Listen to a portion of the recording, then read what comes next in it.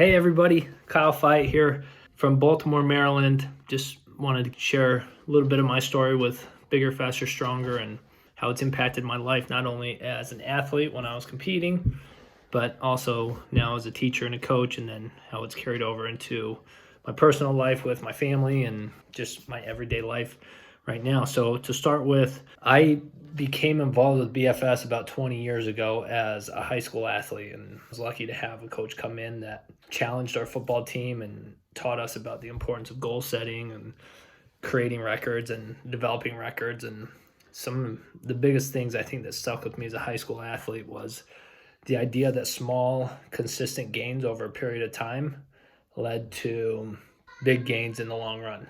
And, as an athlete who was kind of a late developer and somebody who was, pretty thin and just didn't have that much mass to me, a small gain turned into a really big deal. And in the BFS program, it doesn't matter how much the gain is. A broken record is a broken record, whether you break it by 2.5 pounds or whether you break it by 25 pounds, it all equates to the same. And so that was something that stuck with me of the idea that for me to make gains in the weight room, it had to be small gains because I just didn't have the mass and the size to be making big gains during that time. And, in the same point, the idea that the weight doesn't matter was really important to me because I was, this athlete that was kind of tall at that point and very, very lean, and looking around at some of my buddies and just comparing the amount of weight that they were lifting to what I was lifting, it was, kind of a tough pill to swallow that I was nowhere near where they were.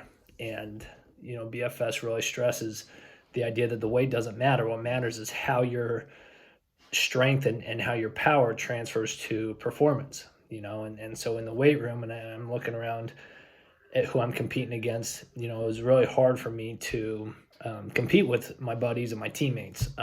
But then once we got onto the field, the way that the power and my strength transferred to my speed and some of the things that I was able to do on the field, that's where this all comes to fruition. And that's where all the hard work in the weight room matters. The weight doesn't specifically matter. What matters is how you perform on the field and how it transfers to that performance.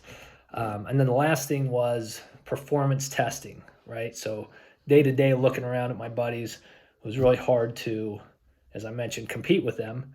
But on performance days when we would do our speed or our jumping, that was a day where I could really take a ton of pride in saying, okay, this is where my work is paying off, and now looking back from a coach's perspective or even an athlete at a little bit higher awareness of what's going on, that's truly what matters is the speed and jumping ability. And those are the things that we want to transfer. So, those are kind of some lessons that I remember thinking about as an athlete that I really took a hold of with BFS. Now, fast forwarding to where I am now as a high school teacher and coach, I teach just weight training classes, and I teach in Baltimore County, where our county has taken Bigger, Faster, Stronger on as our entire curriculum throughout the county. And so I've been fortunate to be able to work with a lot of people at BFS, as well as a lot of teachers and coaches in the county and then elsewhere. So it's still a huge part of my life. And I feel fortunate to do it as an athlete and now do it as a coach. As a coach, I think some of the biggest things that BFS has taught me is the importance of consistency.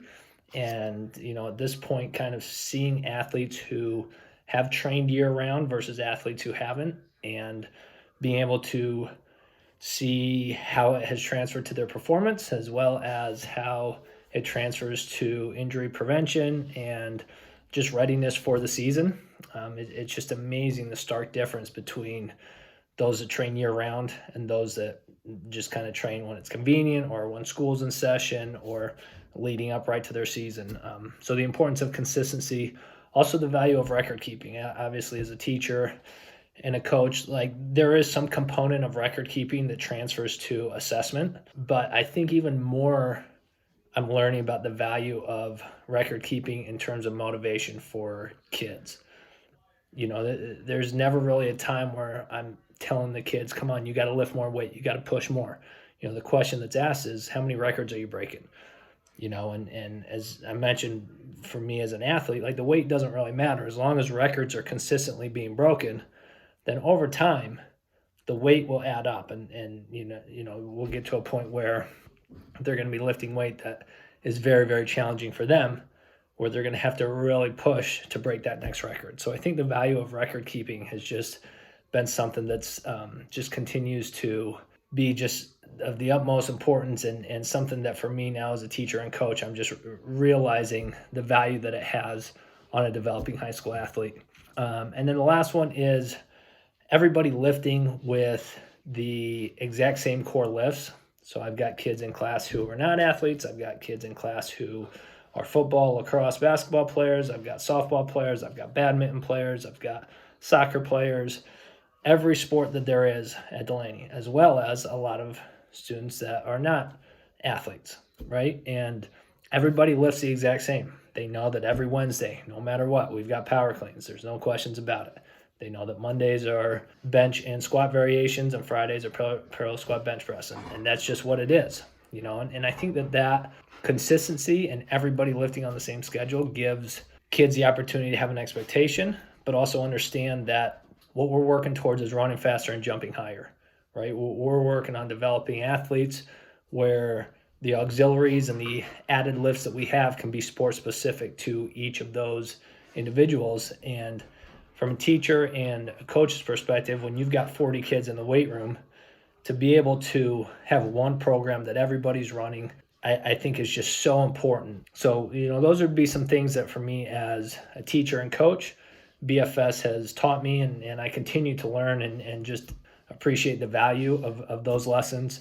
And then how BFS has impacted me now. I've taken so much of this now into my personal life with my wife and, our house and our children and different ways that goal setting comes into the way that we live our everyday life, whether it's our own personal fitness or whether it's our finances, whether it's certain obstacles that we're overcoming as a family and different challenges and ways that we can come up with an action plan to overcome those challenges. A lot of them are the same principles that I learned with BFS a long time ago. And, I just feel fortunate to have BFS be a part of my life when I was an athlete and now developing all the way through in my teaching and coaching career, and I just feel confident that the lessons that are learned are able to carry over to all aspects of your life, really for the rest of your life. And so that's really one of the most valuable things that I feel like I can share right now as a coach and a teacher to these athletes,